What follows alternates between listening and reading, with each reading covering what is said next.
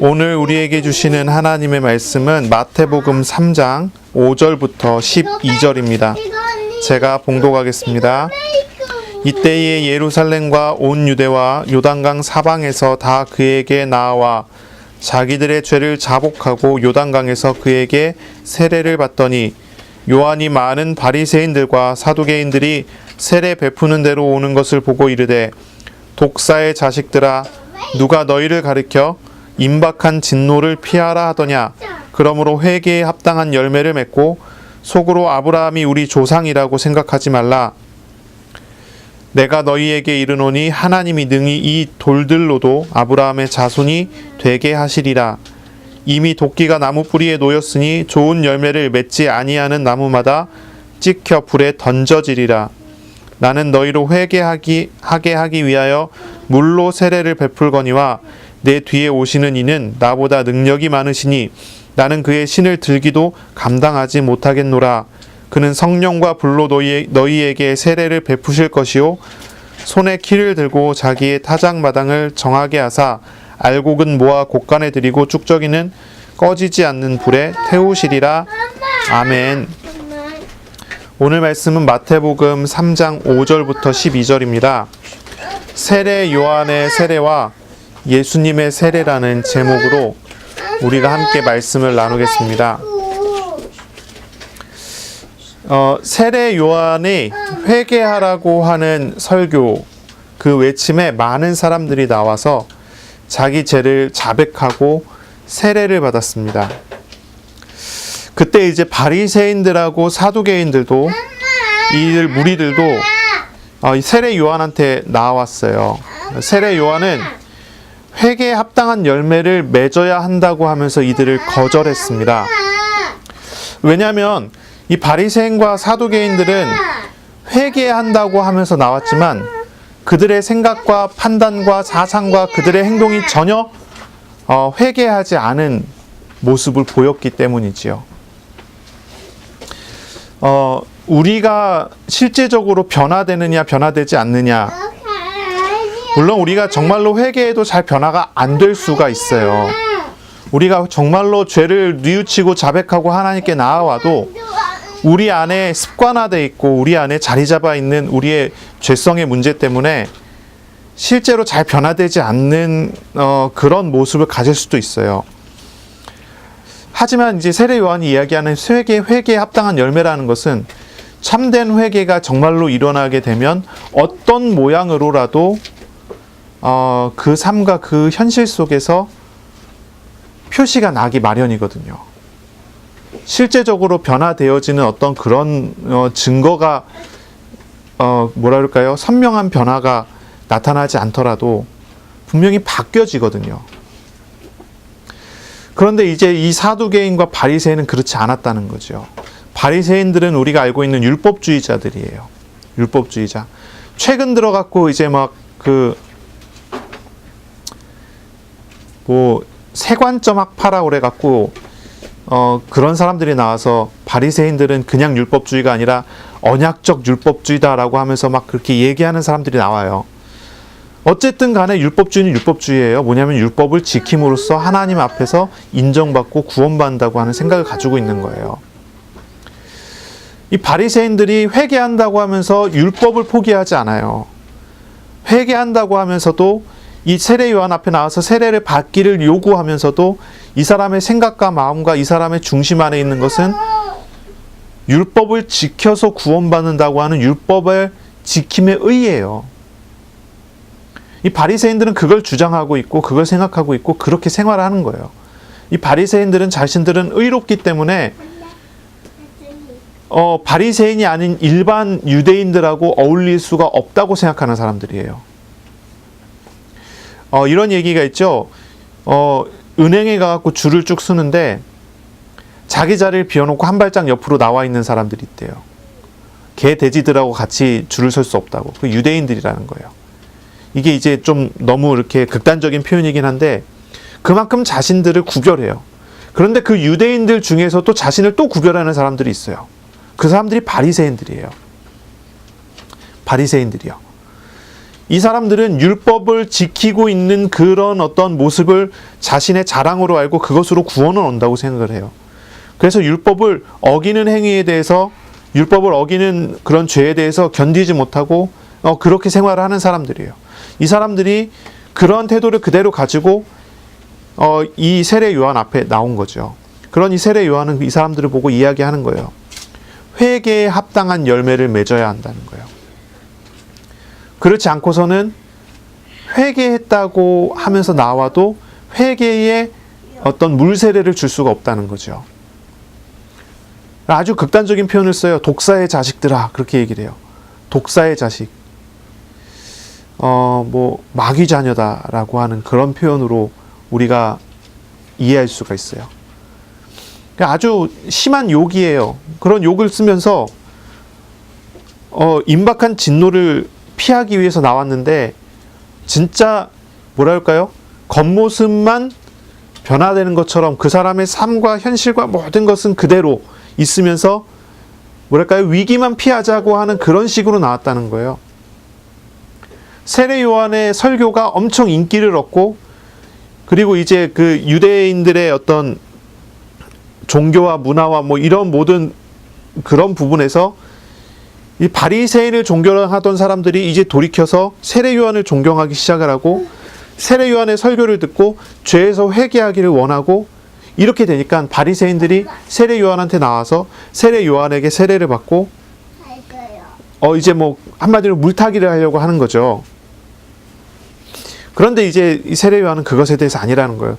너희들이 당장 처한 어떤 뭐랄까요? 난감한 상황을 벗어나려고 나와서 세례를 받으려 하지만, 그러나 진정한 진정한 회개가 아니기 때문에 세례를 줄 수 없단 말이에요. 사두개인도 마찬가지입니다. 사두개인은 어떤 사람들이냐면, 사두개인들은 그 제사장 사독의 후손들이다, 이렇게 보는 것 같아요. 제사장 사독의 후손들. 그러니까 제사장 무리 중에 있는 사람이에요. 이 사람들은 예루살렘 성전에서 이제 집례를 하는 그런 제사장들이죠. 어떤 종교적인 어떤 영향력이 큰 사람들이에요. 이 사람들이 나왔어요. 이 사람들도 나왔어요. 무슨 이유겠어요? 세례 요한의 회개를 요구하는 설교가 유대 민중들에게, 대중들에게 그렇게 인기를 얻고 그렇게 힘을 얻으니까 거기에 이제 따라오는 거예요. 세례 요한의 설교를 이렇게 듣고 있으면 누구를 비난합니까? 죄를 지적해요. 그것도 어떤 사람의 죄를 지적합니까? 당연히 나오는 거죠. 겉모습과 속이 다른 사람들. 그리고 하나님 앞에 하나님을 아주 그 장사 속에 어떤 도구로 사용하는 사람들. 하나님의 말씀을 얼토당토 않게 하나님의 말씀을 이용해서 자신들의 어떤 지위와 권력을 위해서 사용하는 사람들. 아주 뭐랄까요? 적나라한 비난을 했을 것으로 예상이 되죠. 헤롯 왕의 그 부정에 대해서 세례 요한이 그렇게 비난을 하다가 감옥에 갇히잖아요. 물론 이 바리새인과 제사장들에 대해서도 그러한 비난들이 있었을 거예요. 그러니 이 세례 요한 앞에 나와요. 하지만 세례 요한은 그들의 회개를 받아들일 수가 없는 겁니다. 왜냐하면 이 사람들은 겉모양 회개하는 것처럼 하지만 그 속은 전혀 변하지 않는다는 걸 아는 거예요. 바리새인은 여전히 율법주의를 고수하고 있고, 이 사두개인들은 여전히 장사하는 사람들이에요. 이 사두개인들에 대해서 특징이 어떤 거냐 하면은 성경에 우리가 배웠죠. 부활도 없고 영도 없다고 하는 사람들이 사두개인들이에요. 천사도 없고 영도 없고 부활도 없어요. 아주 현실주의자들이에요. 그래서 사람이 죽으면 그냥 끝이라는 거예요. 천국에 대한 소망도 없어요. 그러면서 이 사람들은 제사장들이에요. 그러니까 무슨 일을 하는 사람들이냐는 거죠, 이 사람들이. 전혀 이 사람들의 속과 생각과 이런 것들이 변하지 않아요. 하나님의 이름을 부르고 하나님의 이름을 이야기하지만 하나님을 모르는 사람들이에요. 그런 행동을 계속하면서 회개한다. 그게 진짜 회개겠어요? 회개가 아니지 않겠어요? 기득권을 쥐고 하나님의 성전을, 하나님의 이름을 계속 더럽히는 사람들이에요. 이런 사람들이 세례 요한의 영향력, 많은 사람에게 미치는 영향력을 보고 요한 앞에 나온 겁니다. 이 사람들은 말로만 회개한다고 외쳤지 실제로는 그들의 삶의 열매는 죄악된 태도의 연속에 불과해요. 이게 회개가 아니라는 거죠. 말만 회개라는 거예요. 우리가 열매를 보고 그 나무를 알 수 있어요. 그렇죠? 열매를 보고 그 나무를 알 수 있어요. 우리가 예수를 믿고 신앙생활을 해요. 우리의 열매를 보고 우리 자신을 알 수 있지 않겠어요? 우리에게 맺혀지는 열매를 보면은 그 사람을 알 수 있는 겁니다. 이렇게 얘기하면 많이 찔리는 사람들이 있어요. 난 아직도 죄를 짓는데. 지금 죄를 짓고 안 짓고를 이야기하는 게 아니에요. 회개하는 사람에게는 마땅히 회개의 모양이 나와요. 우리에게 죄가 늘 있다는 것은 당연한 거예요. 우리가 육신을 떠나기 전까지는 죄가 늘 있을 수밖에 없겠죠. 하지만 정말로 회개하는 사람에게는 회개의 어떠한 모양이 나오게 돼 있어요. 자기를 부정하는 모양이 나오게 돼 있어요. 그런데 이 바리새인과 사두개인들은 그렇지 않다는 거예요. 우리가 언제까지 회개합니까? 우리가 천국에 갈 때까지는 계속 회개하는 삶을 살 수밖에 없어요. 이 회개는 불신자에게 있어서 회개는 구원을 얻는 구원의 어떤 표가 될 수가 있겠지만 표라고 하기에 좀 어색한 부분이 있어요. 주님의 효과적인 부르심 앞에 주님의 소명 앞에 부르심을 받은 사람이 하나님을 알고 하나님 앞에 서게 되면 자신을 회개하게 되잖아요. 그렇죠? 주님께 자신을 맡기는 그런 모양이 나오게 돼 있잖아요. 그게 이제 구원이란 말이죠. 예수를 믿은 사람에게 있어서 회개는 성화를 가지고 와요. 성화. 거룩하여지는 거예요. 예수님을 닮아가는 거예요. 거룩한 삶으로 나아가는 거예요. 우리가 평생을 살면서 우리가 천국에 가기까지 주님 앞에 우리가 온전해지기까지 우리는 평생 거룩하여져 가는 삶을 살 수밖에 없어요. 그건 늘 회개하는 삶을 살아야 된다는 거예요. 늘 죄에서 돌이켜서 주님께로 나아가는 그런 삶을 살아야 된다는 거예요. 우리가 회개하면 죄가 완전히 없어지느냐? 그게 아니에요.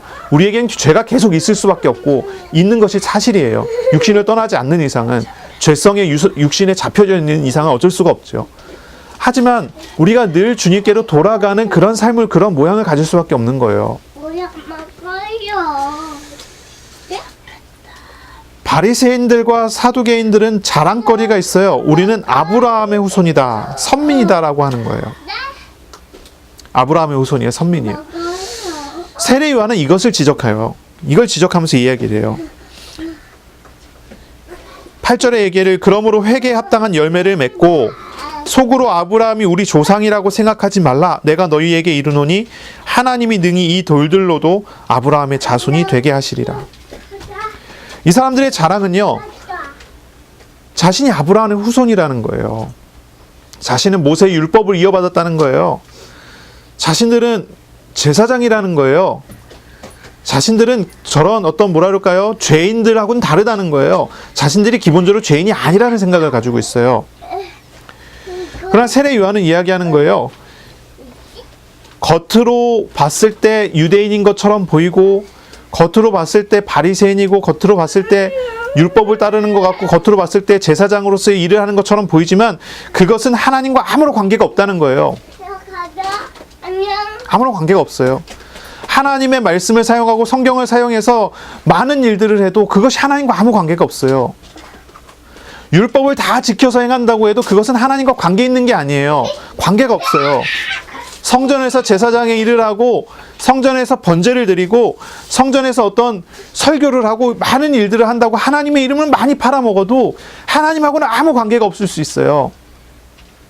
율법도 모르고 제사도 모르는 돌들이라도 아브라함의 후손이 될 수 있게 하는 게 하나님이에요. 중요한 것은 하나님과의 관계예요. 하나님을 아는 거예요. 하나님과 통하는 거예요. 죄를 벗어버리고 하나님께 나아가는 거예요. 바리새인은 자신들이 율법을 지킨다 하면서 본질적으로 하나님 앞에 나가지 않아요. 하나님과 관계가 형성되지 않아요. 죄를 벗어버리질 않아요. 회개가 하질 않아요.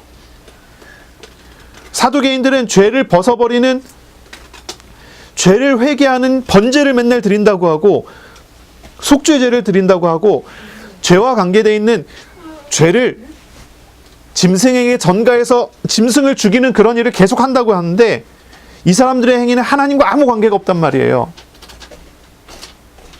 우리가 하나님의 자녀입니까? 여러분 하나님의 자녀이십니까? 예, 우리 아들이 아주 고개를 끄덕끄덕합니다. 나는 하나님의 자녀다. 아주 잘 배웠습니다. 우리가 하나님의 자녀죠. 그런데 그 하나님의 자녀됨을 무엇으로 알 수 있습니까? 무엇을 알 수 있어요? 십계명을 철저하게 지키면 하나님의 자녀인 것처럼 하나님의 자녀로 인정될 수 있습니까? 십계명을 철저히 지키면? 아니면 밤낮 없이 기도하는 사람이 되면? 예배를 정말 철저하게 잘 지키면? 술, 담배를 안 하면? 저 사람은 진짜 하나님 믿어. 그러겠습니까? 그것으로 하나님의 자녀됨을 이야기할 수 있을까요?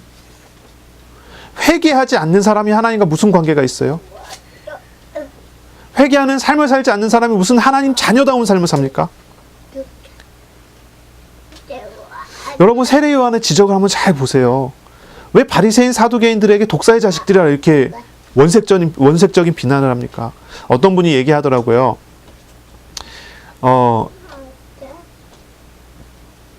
이 당시에 팔레스타인에서 독사의 자식이라고 부르는 거는 우리나라에서 강아지라고 부르는 욕하고 비슷한 거래요.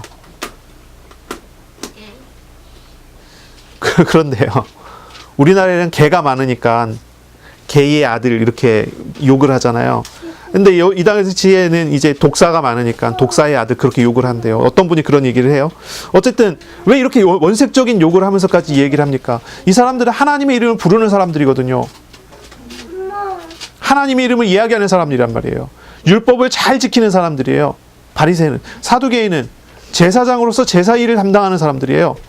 제사장, 유력한 제사장의 후손들이란 말이죠. 하나님의 이름을 부르지만 하나님과 아무 관계가 없어요. 본인들만 지옥에 가면 상관이 없는데 많은 사람들을 유혹하고 미혹해서 많은 사람들을 지옥으로 끌고 가는 사람들이에요. 예수님이 나중에 이 사두개인 바리새인을 이렇게 지적하지 않습니까? 요한복음에 보니까 8장 44절에 보니까 너희는 너희 아비 마귀에게서 났으니, 이 누구한테 한 말이에요? 바리새인에게 한 말이에요. 너희 아비가 하고자 하는 대로 너희도 행하는도다. 거짓말장이요. 처음부터 살인한 자요. 거짓말장이라는 뭐예요? 그게 거짓말의 프로예요. 거짓말을 계속해갖고 사람들을 미혹해갖고 같이 지옥으로 끌고 가는 이 마귀 자식이란 말이죠. 예수님이 그렇게 평가를 했어요. 이 독사의 자식이라는 표현이 사실 그런 표현이란 말이에요. 세례 요한도 똑같은 얘기를 해요. 세례 요한이 진짜 지적하고자 하는 게 뭐예요? 너희들은 하나님과 아무 관계가 없다. 하나님과 관계 있는 척하지만 관계가 없다. 회개하는 척하면서 나왔지만 회개하지도 않는다. 진짜 회개는 뭐예요? 내가 죄를 짓지 않겠다. 죄를 벗어버리겠답니까? 이 두 사람이, 두 종류의 사람이 아주 사이가 안 좋아요. 바리새인과 사두개인이요. 근데 같이 나왔어요. 그만큼 이제 이 세례 요한의 영향력이 크다는 거예요. 바리새인은 어떤 사람이에요? 죄를 안 짓겠다는 사람들이에요. 사두개인은 어떤 사람들이에요? 제사장들은 어떤 사람이에요? 죄를 벗어버릴 수 있도록 해주겠다는 거예요. 그런데 이 사람 둘 다 죄를 이야기하는 사람들이에요. 죄를 안 짓겠다는 것과 죄를 벗어버릴 수 있는 제사를 담당하는 사람들이요. 그런데 이 두 종류의 사람들은 회개하지 않아요. 죄를 가지고 논하지만 하나님과 아무 관계가 없어요. 아브라함의 자손이라, 이건 나는 하나님의 약속하신 후손이라 이렇게 자랑하는 거잖아요. 아무 관계가 없어요. 진짜 하나님의 자녀란 말이에요. 하나님의 자손이란 말이에요. 하나님의 자손이 아니란 말이에요. 율법도 모르고 제사도 모르는 돌들이라도 하나님과 관계 있을 수 있어요. 이 돌이라도 하나님께 회개할 수 있도록 한다면, 하나님과 통하게 된다면. 그런데 이 바리새인 사두개인들은요, 그렇게 하나님의 이름을 부르고 하나님의 말을 하지만은 전혀 하나님과 관계가 없는 사람들. 근데 오늘날 그런 사람들이 있지 않습니까? 교회를 다니고 말씀을 듣고 날마다 기도를 하고 많은 행동과 많은 일들을 하지만 하나님과 아무 관계가 없는 사람들이 있어요. 여러분, 기도를 왜 합니까?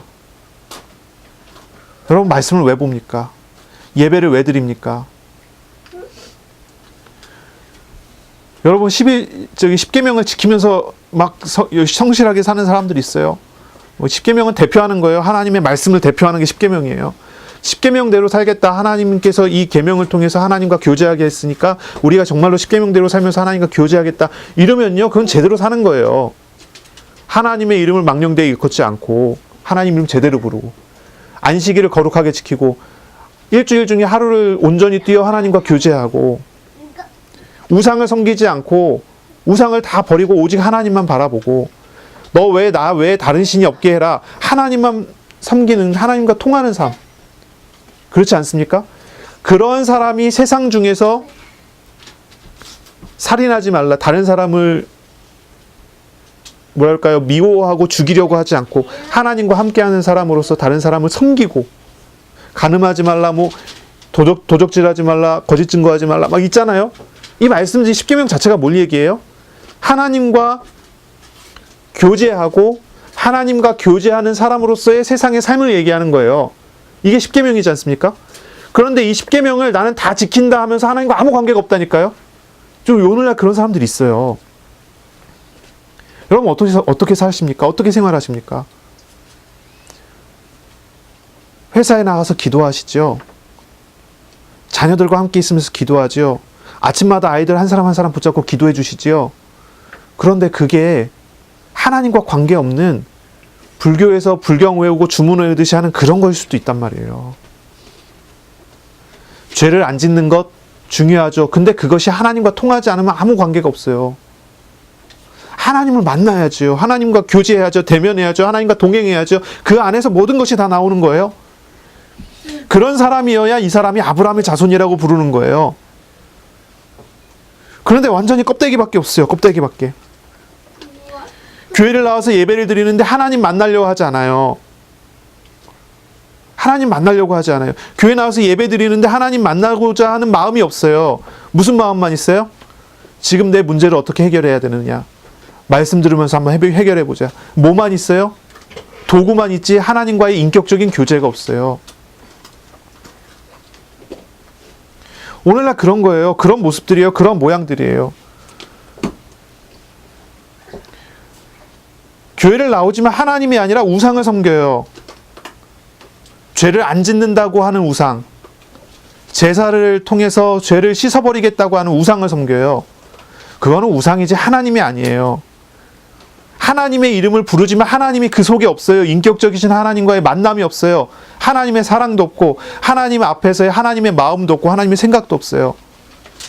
기도할 때 하나님의 마음을 배워야지요. 기도할 때 하나님의 생각을 배워야지요. 하나님의 생각으로 나의 자신이 채워지고 하나님의 마음으로 내 자신이 채워지는 게 진짜 성령의 충만이고 그것이 진짜 하나님과 교제하는 삶이에요. 그런데 하나님의 마음도 없고 하나님의 생각도 없고 말씀이라는 도구를 통해서 내가 받을 어떤 이론만 남아요. 여러분 이런 질문을 해야 돼요. 내가 정말로 죄를 뉘우치는가? 그렇다면 한 가지 더 질문해야 돼요. 이 죄 뉘우침이 하나님께 나아가는 방법인가? 회개한다고 그래요. 내가 이런 잘못을 했고 내가 이런 죄를 졌고 그게 하나님과 교제하고 하나님께 나아가는 방법이 맞습니까? 아니면 죄에 대한 어떤 보응을 벗어나기 위해서 회개하는 겁니까? 율법주의자들이 오늘날에도 되게 많아요. 이 율법주의자들의 생각은요. 여전해요. 보응을 받지 않기 위해서, 죄값을 받지 않기 위해서 회개하는 거예요. 그런 삶을 사는 거예요. 죄지면 벌 받는다 생각하는 거예요. 죄지면 벌 받고 시험 온다 생각하는 거예요. 그러면 시험 안 받기 위해서 죄를 안 져야 돼요. 그렇게 열심히 사는 거예요. 내가 주일 성수 꼭 해야지. 왜 주일 성수 안 하면 벌 받을까 봐. 내가 11조 꼭 해야지. 왜 11조 안 하면 하나님께서 나에게 벌 주실까 봐. 이렇게 신앙생활이에요. 하나님과 아무 관계 없어요. 그런 11조 그런 예배 하나님과 관계 있는 예배가 아니에요. 하나님과 관계 있는 11조가 아니란 말이에요. 예배는 하나님께 나가서 하나님을 만나는 거여야 돼요. 율법주의로는 안 돼요. 율법주의로는 안 돼요. 내가 하나님 앞에 하나님과 교제하는 참된 만남, 참된 관계, 참된 신앙이 회복이 돼야죠. 그게 믿음이고 그게 신앙생활인 겁니다. 우리는 이걸 봐야 돼요. 성경의 인물들은요, 정시로 기도했고요, 무시로 기도했어요. 자신이 하나님의 자녀임을 믿고 하나님께 자기 자신을 의탁하는 기도를 했어요. 그것이 회개라는 어떠한 모양을 가지고 있어요. 하나님께 날마다 나아가는 거예요. 내가 여기에 얽매이니 주님께 나아가겠습니다. 이걸 버리겠습니다 하는 거예요. 그게 참 기도였고 그게 참 신앙이에요.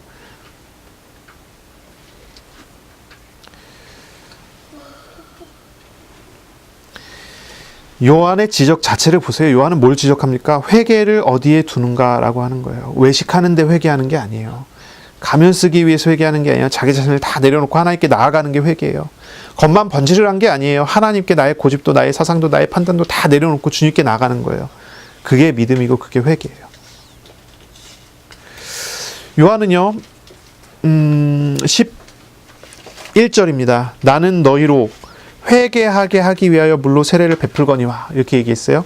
그러면서 이야기합니다. 내 뒤에 오시는 이는 나보다 능력이 많으시니 나는 그의 신을 들기도 감당하지 못하겠노라. 그는 성령과 불로 너희에게 세례를 베푸실 것이요.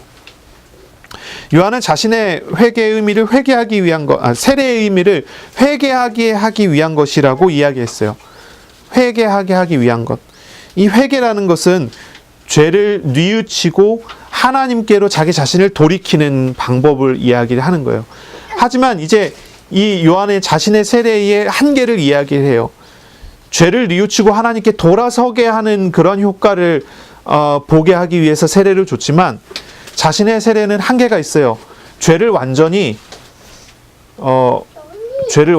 태워버리지 못한다. 이야기하는 거예요. 하지만 이제 내 뒤에 오시는 이가 계신데 그가 오시면 성령과 불로 세례를 준다.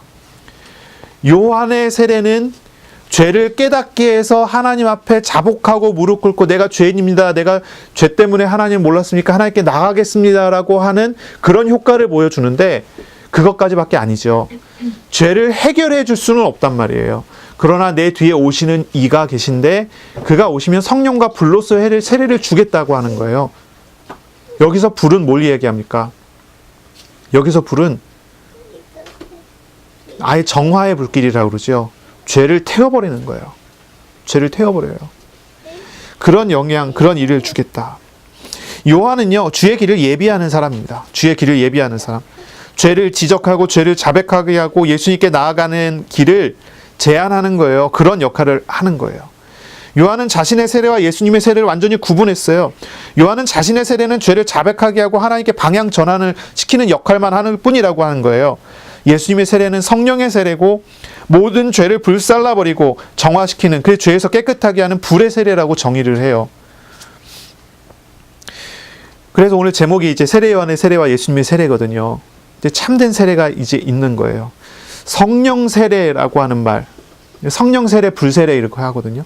성령 세례라고 이야기하면은 참 요즘에는요 많이 사람들이 오해하는 부분들이 있어요. 여러분 성령 세례라고 하면 어떤 이미지가 떠오르십니까? 성령 세례, 불세례 어떤 이미지가 떠올라요? 우리 아들이 이루고 있습니다. 그래, 저는 그런 게 떠올라요. 맞아요. 오순절 교회, 순복음 교회 같은 데 가면은 부흥회 할 때 뭐예요? 이렇게 하면서 뭐예요? 불 받아라, 성령 받아라 그러잖아요. 여러분 성령 세례 그러면은 그것이 떠오르지 않으세요? 아주 정말요 성령 세례가 성령 세례 아니게 만드는 거예요. 그건 성령 세례입니까? 다른 거예요. 요즘 신학적으로도 이 부분에 대해서는 논란이 있어요. 성령 세례라는 것이 단회적이냐 다회적이냐. 그러니까 한 번으로 끝나는 거냐 여러 번 이루어지는 거냐. 성령 세례는 한 번입니다. 딱 한 번. 딱 한 번이에요. 그게 끝이에요. 성경 다 찾아보세요. 성경에 나오는 성령 세례는 한 번이에요. 물 세례하고 성령 세례 이렇게 얘기하는데 물 세례는요 내가 믿었음의 표시예요. 오늘날 우리가 보는 거는 이 세례 요한의 세례가 이제 우리에게 전해져 올 때는 그 내가 이제 회개한 사람이다라는 지금 표시로서 이제 전해져 와요. 이제는 우리가에게는요. 그리고 정말 우리가 구원받는다고 했을 때는 성령 세례예요. 성령을 받는다 얘기예요. 성경의 성령 세례가 처음으로 이루어진 게 언제입니까? 오순절 마가다락방이요. 사도행전 2장에 나오는 오순절 마가다락방에서 성령 세례가 처음으로 이루어졌어요. 몇 날이 못되어 성령으로 세례를 받으리니 라고 이야기를 해요. 그리고 그것이 이루어진 게 오순절 마가다락방에 성령의 임재가 성령이 내려오는 성령이 각 사람 머리 위에 내려오는 그 일이 벌어졌어요. 그것을 우리가 뭐라고 불러야 되냐면 구원이라고 불러야 돼요. 오늘날 우리는 예수 그리스도를 영접할 때 예수님의 영으로 오시는 성령을 마음에 받아들여요. 삼위일체 하나님이 우리에게 오셔요. 그게 성령 세례예요. 그러면 그 순복음교회에서 하는 불 받아라 하면서 막 불러 하면서 하는 불세례, 불 받으라고 하는 성령 세례는 뭘 얘기합니까? 그거는 성령이 들어왔다 나갔다 한다고 생각하는 그런 데서나 하는 거예요. 성령께서 들어왔다 나갔다 하십니까? 안 그래요. 들어왔다 나갔다 안 그러세요. 성령께서 한 번 오시면 영원히 그 사람에게 떠나지 않고 함께 하세요. 도우시고 은혜 주시고 역사해 주세요. 성령 충만을 받는 것일 수는 있어요. 우리 마음에 오신 하나님의 성령께서 우리에게 충만케 하시는 은혜일 수는 있어요. 이렇게 말을 바꾸면 아마 괜찮을 거예요. 성령 받아라가 아니라 성령 충만 받아라. 근데 제가 생각하기에는 순복음교회에서 성령 받아라 하면서 막 불러 하고 성령 세례 받으라 그러고 불 세례 받으라고 하는 그런 외침에는 이단적인 요소가 있어요. 제 생각에는. 물론 성령 충만을 성령 세례라고 바꿔서 이야기하시는 분들이 있을 거예요. 그런 건 아주 괜찮아요. 그건 나쁘지 않아요. 그렇게 문제 되지는 않을 거예요. 그 자체만 놓고 봤을 때는. 그런데 진짜로 성령이 들어왔다 나갔다 한다고 생각하면서 성령 받으라고 하는 거라면 그건 이단이에요. 잘못된 거예요. 물론 우리나라에 있는 뭐 순복음교회가 성령이 들어왔다 나갔다 한다고 생각하면서 하지는 않을 거예요. 조영기 목사님 이렇게 설교 들어보면은 예수님 영접하라고 이렇게 영접 초청을 하는 걸 이렇게 들어보면은 그런 얘기는 안 하잖아요. 그렇죠? 그런데 그런 운동을 하는 사람들도 있어요. 그런 거 아주 조심해야 돼요. 어쨌든 간에 성령 충만이라는 거, 성령 세례라는 거 우리가 구분을 해야 돼요. 우리의 성령께서 하나님께서 우리 마음에 정말로 오셔서 우리 안에 오셔서 우리에게 내주해 주시고 우리와 함께 하세요. 그것이 구원이지요. 예수님께서 오셔서 예수님의 이름으로 우리에게 성령의 세례가 내려져요. 구원이 이루어져요. 불 세례가 내려져요. 그것은 뭡니까? 우리의 모든 죄악을 십자가에서 완전히 도말하시는 거예요. 그런 일이 벌어져요. 요한의 세례는 주의 길을 예비하는 길이었는데 예수님의 세례는 바로 그 주의 길 안에 하나님의 나라의 백성이 되는 거예요. 하나님과 정말로 통하게 되고 구원받게 되고 하나님의 자녀로서의 삶을 살게 되는 거예요. 그게 놀라운 은혜지요. 우리가 성령 충만에 대해서 조금 이야기를 해야 될 것 같아요. 성령 충만이 뭡니까? 성령 충만은요, 성령이 가득 채워지는 것을 성령 충만이라고 해요. 내 안에 나에게 성령이 가득 채워진다. 이게 성령 충만이에요. 내 마음이 하나님의 마음처럼 되고 내 생각이 하나님의 생각처럼 되는 거예요. 뭐 좀 더 바꿔서 얘기하면 내 생각이 버려지고 하나님의 생각으로 채워져요. 내 마음이 내려놔지고 하나님의 마음이 내 마음에 채워져요. 그래서 가득해서 넘칠 정도가 돼요. 그게 성령 충만이란 말이죠. 성령 충만. 근데 마음이 뜨거워지는 사람이 있어요. 막 가슴이 뜨거워지는 사람이 있어요. 말씀 듣다가 가슴이 막 뜨거워지는 사람이 있어요. 이 사람은 어떤 사람이에요? 어떤 분이 얘기를 간이 안 좋으면 그럴 수 있다 얘기를 하는데, 어떤 사람은 말씀 듣다가 막 떨리는 사람이 있어요. 어떤 사람이에요? 뭐가 이제 어디 건강이 안 좋은 경우 그럴 수 있다고도 하는데, 감동받으면은 오는 반응들이 다를 수가 있겠죠. 좀 감정적인 사람은 말씀 듣고 은혜 받았다 그러면 뭔가 감정의 동요가 있을 수 있어요. 근데 진짜 성령 충만 받으면 감정의 동요가 그렇게 심할까요? 생각해 봐야 돼요. 어느 날 저희 교수님이 그런 얘기를 해요. 한국 사람들이 은혜를 받았다고 하면은 광신자처럼 변한대요. 막 자기 재산 팔아갖고 교회에다 바치기도 하고 사람이 진짜 미친 것처럼 변하는 경우들이 있어요. 근데 그분이 이제 독일에서 신학을 하셨는데, 독일 사람들은 말씀 듣고 진짜 은혜 받으면은 기부를 한대요. 어려운 사람들을 위해서 기부를 한대요. 기도하면서 기부를 한대요. 무슨 차일까요? 문화적인 차일까요? 정말 성령 충만 받으면 생각이 정상이 돼요. 그런데 이상하게 어떤 교회에서는 정말 성령 충만 받았다 그러면 생각이 들떠갖고 엉뚱한 짓을 해요. 엉뚱한 행동을 해요. 그게 성령 충만일까요, 그게? 감정을 너무 자극해갖고 이성을 마비시키는 거가 될 수 있어요? 부흥회 가서 말씀 들으면요, 막 마음을 들뜨게 만들어요. 그게 성령 충만일까요? 진짜 은혜 받으면 내 생각도 정상, 감정도 정상, 의지도 정상, 다 정상으로 돌아오는 거예요. 비정상에서 정상으로 하나님의 마음을 배우고 하나님의 생각을 배우고 하나님 중심을 배우니까. 어떤 사람은 은혜 받았다고 하면서 내가 하나님 자녀고 내가 하나님의 사람이니까 괜찮아 하면서 막 교통법규도 막 위반하고 막 돌아다녀요. 근데 진짜 은혜 받은 사람은 그렇게 할까요? 비정상이 되는 거예요? 정상이 되는 거예요? 정상이 돼야 되지 않겠어요? 어떤 사람은 은혜 받았다고 하니까 정말 은혜 받았다고 하면서 회사를 때려치고 신학교를 들어가요. 근데 진짜 은혜 받으면 그렇게 할까요? 진짜 은혜 받으면 회사에서 하나님과 동행하는 삶을 살겠죠. 무슨 차이인 줄 아셔야 돼요. 오늘날 우리가 가지고 있는 성령 충만의 이미지가 너무 이상하게 돼버렸단 말이에요. 성령 세례를 받아요. 우리 마음에 하나님의 영이 오셨어요. 나와 하나님이 이제 함께 하게 됐어요. 나는 이제 비정상에서 정상으로 돌아와요. 이게 맞는 거예요. 병든 사람이 예수 믿고 병 고침 받았다. 정신적으로 이상 있는 사람이 예수 믿고 정신이 정상적으로 돌아왔다. 우리 이런 말 많이 들었어요. 그렇죠? 그럼 우리가 성령 충만 받으면 내 생각이 정상으로 돌아와야 된다고 생각 안 합니까? 너무 제가 강하게 얘기하죠. 어쨌든 이게 사실 정상이란 말이에요. 이게 바른 거예요.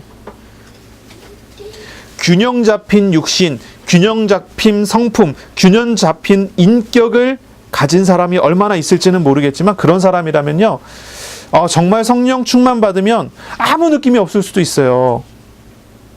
그게 정상이니까요. 내가 비정상이었는데 성령 충만 받으니까 정상으로 오는 변화가 있을 수 있어요. 그런 변화를 우리가 가끔씩 간증도 하고 하죠. 근데 그게 정상이 되는 변화지 비정상이 되는 변화가 아니란 말이에요. 이게 중요해요. 영국, 미국에 아주 큰 영향력을 준 사람 중에 C.S. 루이스라는 사람이 있어요.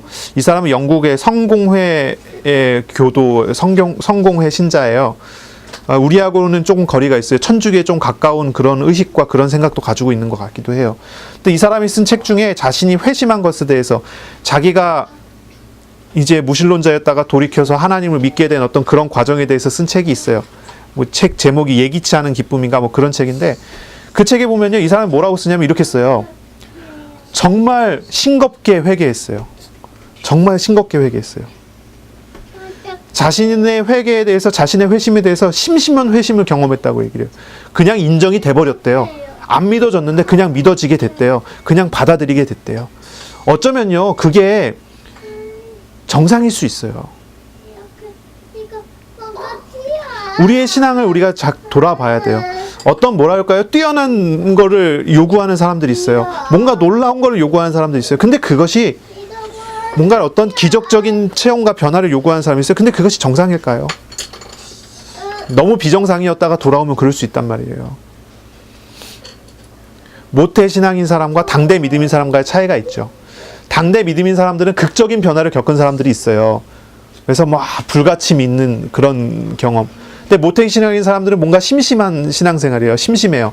뭔가 불같은 게 없고 막 확 타오르는 게 없고 뭔가 막 대단한 기적을 보면서 막 나가는 그런 경우도 아니고. 무슨 차이일까요? 이게 정상의 차이라니까요. 정상이냐 비정상이냐의 차이라니까요. 그냥 자랑할 만한 것입니까? 우리 주님을 자랑해야죠. 자신의 어떤 비정상을 자랑한다는 게 이상한 건 아니겠어요? 그러니 우리가 잘 봐야 돼요. 제대로 봐야 돼요. 하나님의 역사하심은 우리의 태도와 반응을 배려해 주시는 게 틀림없어요. 우리의 모양을 배려해서 우리에게 은혜를 주시기도 하세요. 뭐 성령 충만 받으면 어떤 반응이 일어날 수 있어요. 그럼 우리를 배려해 주시는 거예요. 그러나 우리의 모습에 얽매이는 분은 분명히 아니에요. 어떤 뭐라 그럴까요? 어떤 이미지를 딱 만들어 놓고 성령 충만하면 이래야 돼. 성령 충만하면 뜨거워야 돼. 성령 충만하면 덜덜덜덜 떨어야 돼. 아니면 성령 충만하면 쓰러져야 돼. 이게 이제 캐나다에서 있었던 일들이거든요. 거기서 무슨 집회를 하는데 은혜 받으면 쓰러져요, 사람들이. 휘떡휘떡 넘어가고. 막 방언을 해요. 개 짖는 소리 막 하면서 방언을 해요. 이거를 한국 교회에서는 이단시 해갖고 이단으로 정죄를 했어요. 왜냐면 그런 반응이 일어나지 않으면 은혜 못 받았다 이렇게 해버리니까. 이게 비정상적인 거예요. 정말 정상적인 신앙은 그런 게 아니에요. 어떤 모습을 만들어 놓고 거기를 위해서 그것을 향해서 달려가는 모습이 아니에요. 사람마다 각 사람마다 다 달라요. 그렇지만 중요한 건 뭐예요? 하나님께서 오셨고 그분을 만나게 됐고 그분의 것을 우리가 배우게 된다는 거예요. 단순히 생각하시기 바랍니다. 우리 주님께서는 우리에게 놀라운 은혜의 선물로 하나님 자신을 삼위일체 제3위 성령께서 우리 인생에 오신 거예요. 우리의 인생에 하나님이 선물로 주신 거예요. 하나님 자신을 주신 거예요. 우리는 연약하지만 하나님께서는 우리의 연약함에 매이지 않으세요.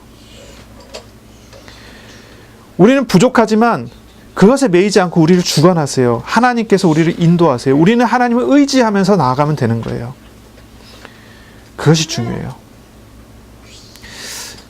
이 요한의 설교를 들은, 그리고 요한의 이 바리새인 사두개인에게 하는 이 말을 들은 유대인들은 굉장히 놀랐을 거예요. 놀랐을 거예요. 왜냐하면 성령을 이야기했거든요. 성령을. 회개하라가 아니라 성령이 오신다는 얘기를 했거든요. 구약에서의 성령의 이미지는요, 여러 가지 모양들이 있어요. 하나님의 영이 모세에게, 다윗에게, 다니엘 같은 사람에게 임해서 하나님의 사역을 했거든요. 그러니까 유대인들이 듣기에 성령의 이야기를 하면은 놀라게 돼 있죠. 놀라운 이야기죠. 하나님께서는 여러 가지 그 사역들을 하시는데, 이제 스가랴 4장 6절 같은 경우 보면 이런 얘기를 해요. 이는 힘으로도 되지 않고 능력으로도 되지 않고 오직 나의 영으로 되느니라. 하나님의 사역이에요. 힘으로 해갖고 되는 게 아니에요. 능력으로 해갖고 되는 게 아니에요. 오직 나의 영으로 되느니라. 성령의 능력 받아라 해갖고 성령의 능력 받아서 될까요? 맞아요. 네. 능력 받은 사람들 있잖아요. 뭐 신유의 능력 받아 병 고치는 은사 받았다고 하면서 맨날 병자만 찾아다니면서 병 고치러 다녀요. 병은 고칠지 몰라도 구원을 못 받아요. 하나님을 만나지 못해요. 힘써서 되는 게 아니에요. 능력으로 되는 게 아니에요. 하나님의 영으로 되는 거예요. 우리가 변화되는 것은 하나님의 영으로 되는 거예요. 하나님의 역사로 되는 거예요. 이스라엘의 역사를 보면은 전쟁을 하시는 분은 하나님이세요. 이스라엘은 뭐예요? 하나님 앞에 순종해요. 이스라엘 역사예요, 그게. 그러니 이제 그 뭐랄까요? 출애굽하고 난 다음에 전쟁이 이루어지고 가나안에 들어갈 때 역사를 보세요. 싸우기 전에 이미 승리해요. 싸우기 전에. 우박 떨어져서 이기고 막 이런 식이잖아요. 하나님이 승리하게 해요. 이기게 해요. 그런 역사들에 대해서 배웠어요. 그리고 그것은 하나님의 영의 일이라고 배웠어요. 하나님의 영적인 일들을 벌이신다는 거 배웠어요. 그런데 이 시대는 이미 영적인 것이 희미해져 버린 시대. 성경을 통해서나 하나님의 영의 사역에 대해서 들었어요. 그럼 희미해져 버린 시대. 그러니 제사장 가문이었던 사두개인들은 부활도 없고 영도 없고 천사도 없다고 외치는 시대. 아니, 제사장들이 그렇게 외친다니까요. 근데 거기에 폭탄을 탁 터뜨렸어요. 세례 요한이. 나는 물로 세례를 주지만 내 뒤에 오시는 이는 성령으로 세례를 준다. 죄를 도말해버리는 불세례가 이루어진다. 이 뒤에 보면 그런 얘기 나오죠. 12절에 나오죠. 손에 키를 들고 자기의 타작마당을 정하게 하사 알곡은 모아 곳간에 들이고 쭉정이는 꺼지지 않는 불에 태우시리라. 쓸모없는 것들, 쭉정이들, 죄들 같은 것들을 전부 다 불에 태워버리시는 그런 성령의 역사가 일어나요. 참 놀라운 얘기를 하는 겁니다. 하나님의 영이 특정한 개인에게 부어져서 특별한 능력이 돼서 하나님의 역사를 구약에 보면 했어요. 전쟁을 치를 때 보니까 입다에게 사사기 11장 29절에 하나님의 영이 입다에게 임하셔서 전쟁이 승리를 했고요. 사무엘상 11장 6절에 보니까 사울이 하나님의 영에 크게 감동되었고 전쟁에서 이겼어요. 이런 어떤 일들. 그럼 이제 세상을 우리가 살아가요. 성령이 우리 가운데 내려오신다 하는 이 얘기는 뭡니까? 이제 우리가 전쟁과 같은 삶을 살아가면서 어떤 삶을 산다는 거예요? 하나님이 싸우시는 것을 경험하는 삶을 사는 거예요. 힘으로도 안 되고 능력으로도 안 되는 세상이에요. 예측이 됩니까, 세상이? 미래가 예측이 돼요? 그렇지 않잖아요. 우리 아이들 미래를 생각하면 예측이 되겠습니까? 걱정이 돼요. 얼마나 걱정이 되는지. 아이가 성격이 조금 못나니까 왕따 당할까 봐 학교도 못 보내고. 우리 집 얘기입니다. 예측이 안 돼요. 그러나 보세요. 하나님이 함께하는 사람, 하나님이 함께하는 세상, 전쟁과 같은 세상 속에 우리가 어떻게 나갑니까? 이제 세상이 달라지는 거예요. 이 유대 세상, 유대 사회 속에서 그 메시지를 던지는 거예요. 성령의 세례가 이루어진다. 믿는 사람들은 하나님을 의지하기만 하면 되는 삶을 사는 거예요. 하나님이 싸우시고 하나님이 이기시니까 하나님 안에서의 승리하는 삶을 살 수 있는 그런 시대가 돼버리고 그런 변화가 이루어지는 거예요. 예언과 어떤 재판에 있어서 초자연적인 역사 일어났어요. 하나님의 백성에게 하나님 함께 하시면서 모든 필요한 것을 주시고 응답하시고 역사하시는 일들이 구약 성경에 가득하게 일어났어요. 구약 성경에서 성령의 역사를, 성령의 일들을 빼면, 하나님의 영이 일하시는 것을 빼면 구약의 역사가 어떻게 되겠습니까? 구약이 이해가 될까요? 하나님 항상 삼위일체로 일을 하시잖아요. 세상을 창조하실 때 삼위일체 하나님이 이 세상을 창조하셨어요. 성령을 빼고 어떻게 이해합니까? 하나님의 영을 빼고 어떻게 이해합니까? 그런데 이 시대에 하나님과의 만남이 없어져 버렸으니까요. 바리새인들은 율법을 지켜서 구원받으려고 하고, 제사장들은 죄를 사하는 제사를 지내지만 하나님도 없고 영도 없다고 하는 그런 믿음을 가지고 하는 사람들이요. 완전히 영적인 게 희미해져서 없어져 버린 시대. 물론 뭐 이상한 소문들도 많고 이상한 이야기도 많고 마술적인 이야기, 마술적인 표현들, 그리고 무당들도 많이 활동을 하고 그런 게 많지만 하나님만이 없어져 버린 시대. 하나님의 이름을 많이 여기저기서 부르지만 하나님의 영의 역사가 없어져 버린 시대라니까요. 거기에 폭탄을 던져요. 성령의 세례가 이루어진다는 거예요. 요엘서 보면은 말씀이 하죠. 요엘서 2장 28절. 그때에 그날에 내가 내 남종과 여종에게 성령을 물붓듯이 부어주겠다. 바로 그날이 온다는 거예요. 그날이 왔다는 거예요. 바로 예수 그리스도를 통해서 이루어진다는 거예요. 그리고 이루어지는 세상이에요. 우리에게 하나님께서 오시면 우리의 삶에 하나님께서 이루시는 일들이 구약 성경에 예언되어 있는 것처럼 우리에게 받아들여지는 거예요. 그런데 그 성령이 오셔서 하시는 첫 번째 일이 뭐라고요? 죄를 불태워 버린단 말이죠. 죄를요. 그리고 우리가 주님과 함께하는 삶을 살면서 성령의 역사가 이루어지는 그런 삶을 살아요. 그런 생활을 해요. 우리가 이런 얘기를 많이 들었습니다. 성령의 내주, 우리에게 오셨어요. 성령의 인도, 우리를 주께서 인도하세요. 성령의 역사, 기도의 응답이라고 그러죠. 우리가 가는 곳에 하나님의 역사가 일어나고 하나님의 응답이 이루어집니다. 그것이 어떤 사람에게? 성령을 받아 주님과 동행하는 사람에게, 죄를 회개하고 주님 앞에 죄를 벗어나 주님 안에서의 삶을 사는 사람에게 이루어지는 것입니다. 여러분 기도하고 계시죠? 참된 기도를 회복하시기 바랍니다.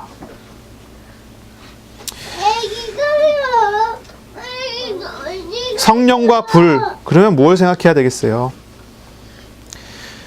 회개하는 것을 생각해야 돼요. 회개. 그래, 내가 회개함으로 주님 앞에 나아가고, 주께서는 우리 가운데 오셔서 우리의 모든 죄를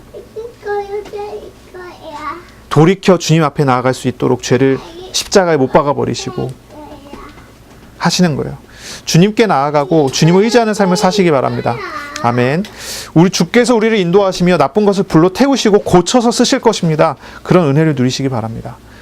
여러분 실천하시고요. 기도하세요. 말씀을 묵상하세요. 오늘 이 말씀을 정말로 묵상하면서 말씀하신 하나님께로 날마다 나아가세요. 하나님과 교제하세요.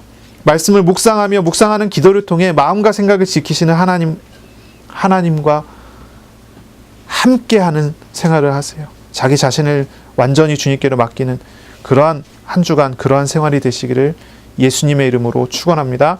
아멘. 함께 기도하겠습니다.